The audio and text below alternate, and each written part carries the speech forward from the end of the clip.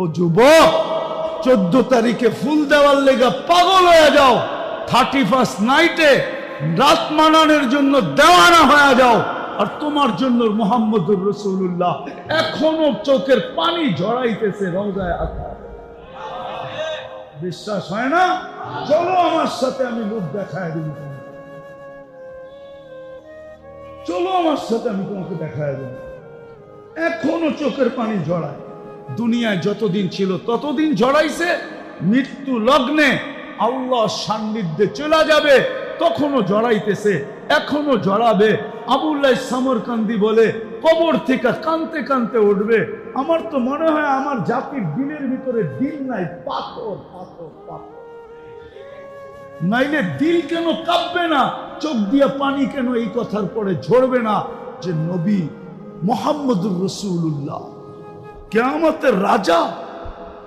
আল্লাহ মালিক বটে, রাজা আমাদের নবীজি। আমাদের নবীজি বলছে, লেওয়াউল হামদি বিয়াদি ইয়াউমাল কিয়ামা, কিয়ামতের দিন আল্লাহর ঝান্ডা আমার হাতে থাকবে। আল্লাহ ফখর, কোনো গৌরবের বিষয় না। সারা দুনিয়া চিৎকার দিবে নফসি নফসি, আর বলবে হিসাব কিতাব শুরু হোক।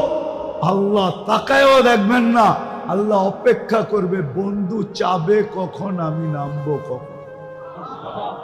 আবার কেমন ব্যবহার, কেমন!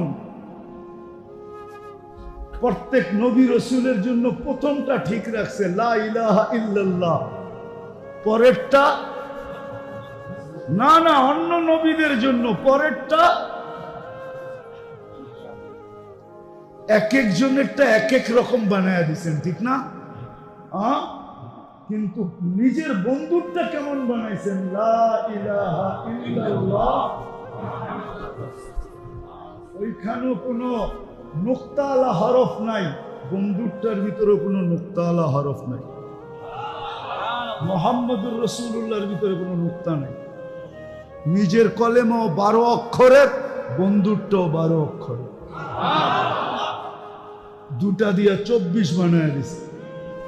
আমাগো দিন রাইতো 24 ঘন্টা। দিন রাত কত?